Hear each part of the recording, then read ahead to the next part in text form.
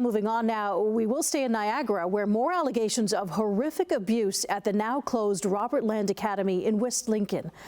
Today at Queen's Park, former students and staff spoke further about their experiences at the military-style private boarding school, an institution that's facing numerous lawsuits tied to the allegations. They're asking the Ontario government to take further action in protecting students at private schools. Jason Gaidola joins us live with more on this tonight. Jason. Good evening, Taz. Joined by the Ontario NDP, former students and staff are calling for criminal record checks for teachers, health and safety investigations to be conducted, and for an ombudsman to be appointed to investigate complaints at all private schools. A few years after Chris's death, my parents decided to send me to the same place that killed my brother. Word quickly spread that Chris Brown's brother was at the academy. I had students telling me how my brother killed himself and it wasn't an accident. I had staff telling me they knew Chris and compared me to him.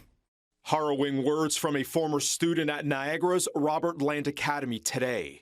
Michael Brown says his brother Chris and another student were killed after being struck by a train during an attempted escape from the military-style private institution back in March of 1998.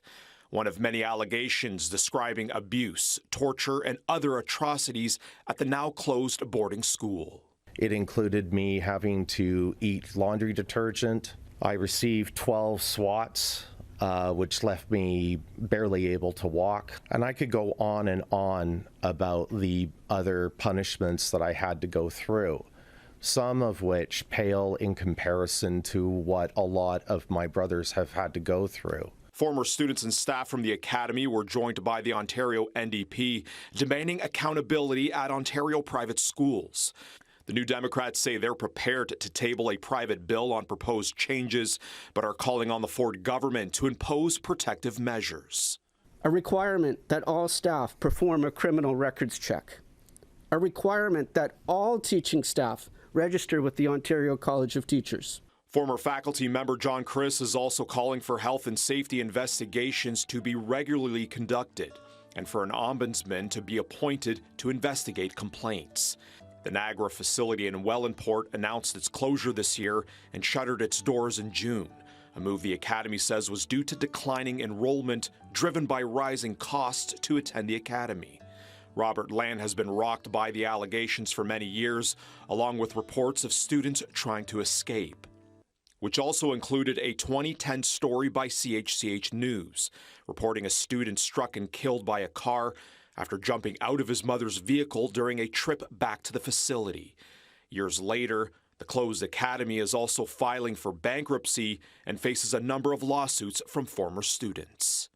And as a result of the bankruptcy filing, all claims are stayed, not just the claims that were already issued, but also any further claims that would come forward. So the trustees in bankruptcy is Deloitte.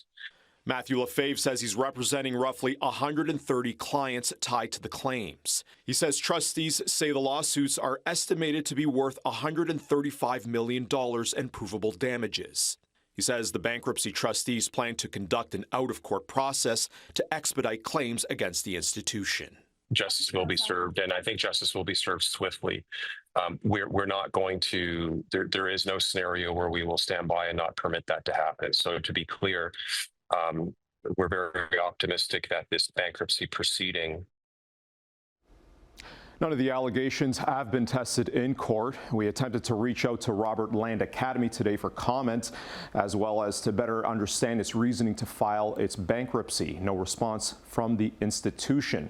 The Ontario Education Minister's office did respond to CHCH News today, and they are disturbed by the allegations. They do tell us that private schools are independent businesses and that their role in those schools is limited.